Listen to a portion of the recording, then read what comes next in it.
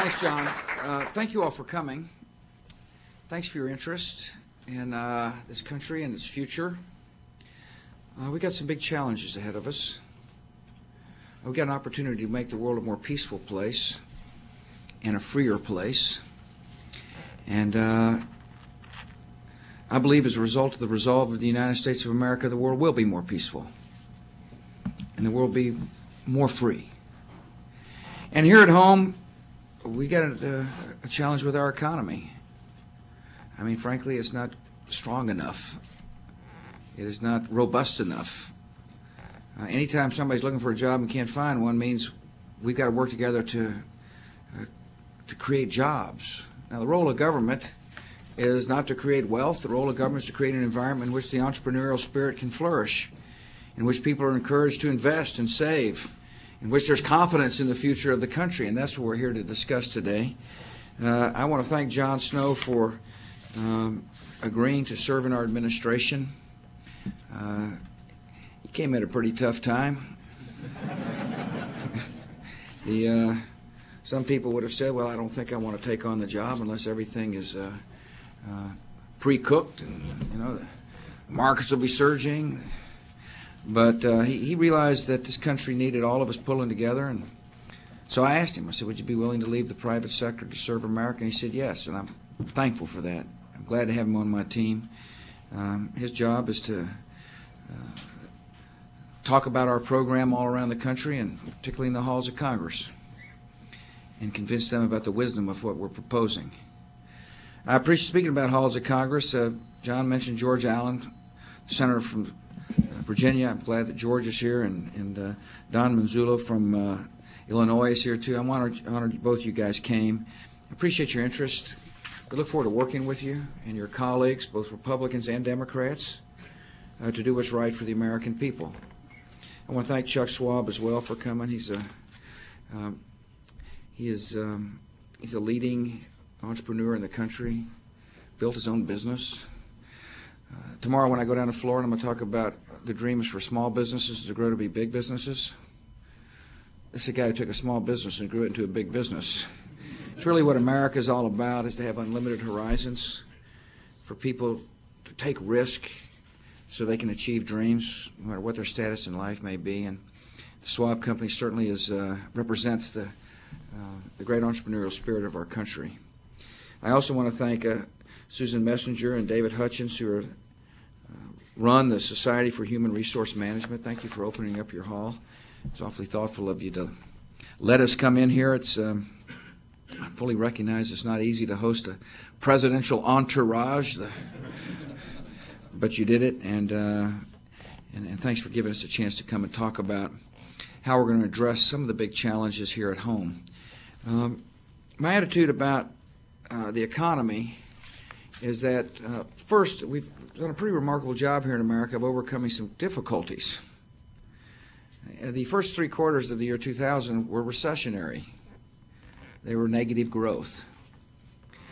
Fortunately, we passed tax relief, which, based upon the principle that if people have more of their own money, they're likely to spend it, and when they spend it, somebody's likely to provide a good or a service. And when somebody provides a good or a service, somebody's more likely to find work. And I think most economists would tell you that the recession, most objective economists, would tell you that the recession was shallower as a result of the initial tax relief package that both Republicans and Democrats voted for. Then the terrorists hit us. And people of Virginia know full well the impact of the terrorist attack on the Pentagon in this part of the world. Of course, the people in the great city of New York understood the effect that the terrorist attack had on the New York economy, but it affected our whole economy. The airline industry had difficult times. We couldn't get projects started, real estate, big building projects going because of the lack of terrorism insurance. We actually dealt with that issue in the halls of Congress, and hopefully big construction projects, which will put our hard hats back to work, will get going. The country was resilient, though, and strong, determined to defeat terror and determined to go about our life no matter what the threat may be. And we began to recover, and then we found out some of our fellow citizens, a few of the many executives which run our companies, thought they could lie and cheat. And that created a lot of small investors, and large investors for that matter, began to wonder whether or not the numbers they were reading were accurate. There was a loss of confidence in the markets because of the corporate scandals. And we dealt with that, and we're dealing with that. Pretty soon a good man named Bill Donaldson will become the chairman of the SEC. He knows what his charge is. His charge is to make sure that when an investor, member of an investor club, opens up his or her portfolio or the balance sheet of a company they've invested in, they know they're reading true numbers so it can regain confidence. Our economy isn't growing in spite of all of what I've just described, but it's not growing strong enough. And so I went back to the Congress and proposed a plan that is an aggressive plan, no question about it. But the principle of the plan says we trust people in this administration. We trust the people to make wise investments. We trust the people with their own money. We trust the moms and dads to be able to save for their children. It's really the crux of the economic plan. It says it's the people of America. It's the ingenuity and hard work and wise investment capabilities of the American people that make this economy strong and different, and therefore the plan is a plan that puts trust in people. It's a well-thought-out plan. As a matter of fact, over 200 economists today enthusiastically embraced it, said it's a good idea. The first part of the plan has to do with your income tax levels. It says everybody who pays taxes ought to get relief. The role of government is not to try to pick and choose who the good taxpayers are and who the bad taxpayers are. If you pay taxes, you ought to get relief. Of course, that was already passed in the year 2001. We also are phasing, increasing the child credit to $1,000 over a period of time, reducing the marriage penalty over a period of time, reducing the bottom rate from 15% to 10%. So what we've said to the Congress is, you've already passed all this. You've already accepted the major principle involved in tax relief, which is trust American people with their money. You've already seen the effects of what a tax relief plan can do. Just accelerate what you've already got on the books. Take that which you have passed, and instead of phasing it in over 3 or 5 years, let's move it this year. If the economy needs a little extra oomph, if more money needs to go into the pockets of our people so as to encourage economic vitality, why wait? You've been through the debate. You've already talked about the principles involved. Move it up. This will affect 92 million Americans who will receive on average a tax relief of $1,083. Now, some in Washington may say, well, that's paltry. It's not enough. $1,083 is a lot of money for people, particularly when you think about the effect it'll have on our economy when millions of Americans take that and invest it or buy things with it. It'll have an effect that will increase the economic vitality of America. You hear a lot of talk about stimulative, what's not stimulative. We anticipate that this aspect of the plan is over $50 billion in the economy this year. You see, I plan to not only get them to accelerate the tax relief, I'm going to ask Congress to make it retroactive to January 1st so that it'll have an immediate effect on the economy. That's what's needed. The timing of tax relief is important, just as important as tax relief is. And so I'm optimistic that Congress was wise once, and they'll be wise again on the same plan. This also will have an effect on small businesses. Tomorrow I'm going to Florida to talk to small business owners and entrepreneurs, and what Americans in Congress must understand, I know George Allen understands this, Don understands this, is that most small businesses pay tax at the individual tax rate. When you hear somebody say, I'm a sole proprietorship, that means you're paying individual income taxes. If you're a subchapter S or a limited partnership, that means you're paying individual income taxes. And so when you reduce income taxes, you're really putting capital in the hands of small business owners. And capital, extra money, gives that person a more likely a chance to expand. And expansion means jobs. And by far the vast majority of new jobs in America are created by small business owners. And so this tax plan not only helps our fellow Americans save. It also helps small business owners with additional capital, like a huge capital infusion into the small business sector of America. On top of that, I'm asking Congress to allow small firms to write up to $75,000 worth of equipment in the year in which they spend it, as opposed to limiting the deductions to $25,000. And that means a lot for small businesses. When a person can deduct an additional $50,000 of capital investment, it means you may have the small business person invest in one extra machine. But when that's multiplied all across the country, all throughout America, it means the machine manufacturer is more likely to be able to provide jobs. It means the business that buys the machine becomes more efficient. It means somebody's probably needed to operate the machine so that they extra employment there. It'll have a ripple effect throughout our economy, which is very important for our fellow Americans to understand. The other thing I want to talk to you about is the dividend proposal. In America today, we tax corporate income profits, which is fine. We should. It makes sense. But then we take that profit and distribute it to a shareholder in the form of a dividend, one of the owners of the company, and then it gets taxed again, and that doesn't make sense. You don't want to keep taxing capital. If capital equals jobs, you really don't want to tax it but one time, it seems like to me. It makes sense. So when people in America hear us talk about the elimination of the double taxation of dividends, they've got to understand we're doing so with two things in mind. How do we improve the lot of our fellow Americans, and what do we do to increase jobs? If somebody's looking for work out there, and capital equals jobs, therefore the more capital available for investment, the more likely it is he's going to find work or she's going to find work, and that's what we're here to talk about today. The idea of allowing people to keep more of their own money is particularly important for many of our retired citizens. You got a person who's worked all their life, and medical bills may be piling up, particularly since Medicare isn't all that effective these days for some. Or you're worried about your grandkids' education. But really what you're worried about is you want to make sure that you have got a comfortable existence. 10 million senior Americans receive some sort of dividend income.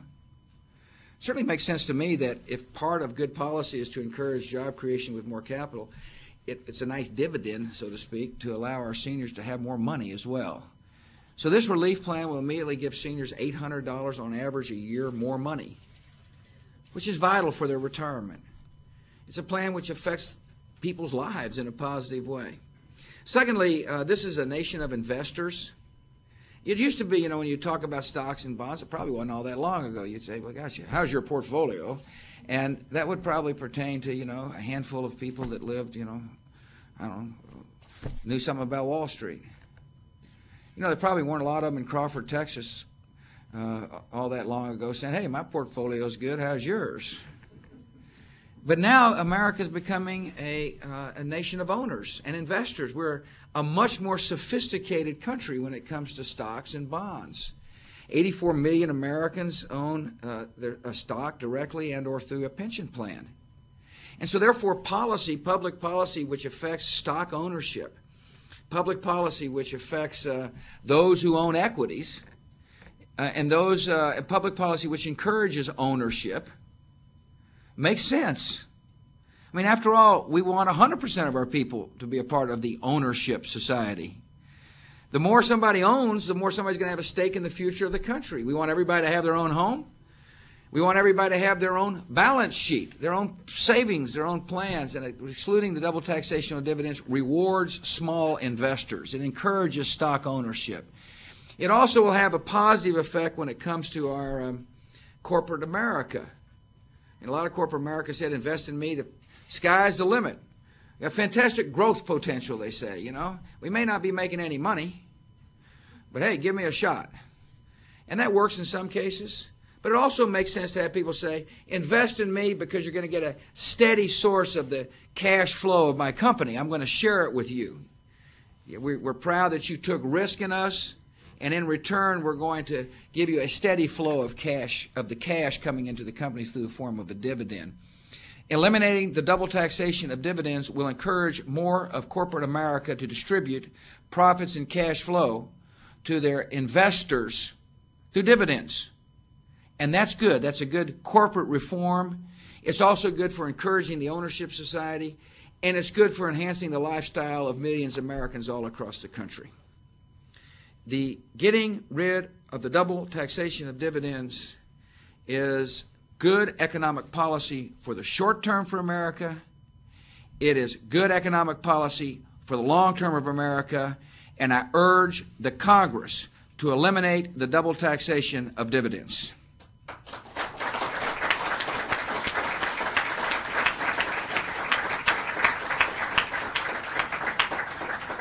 One of the things we did before coming over is we had a roundtable discussion sitting around a square table.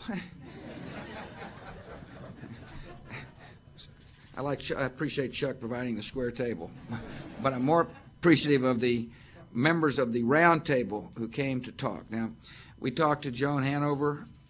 She and her husband George were visiting with us. They are near retirement, retiring, in the process of retiring, meaning they're very smart, active, capable people who are of retirement age and are retiring. They receive $1,700 additional dollars a year when we get rid of the double taxation of dividends. That is a significant amount of money for the Hanovers.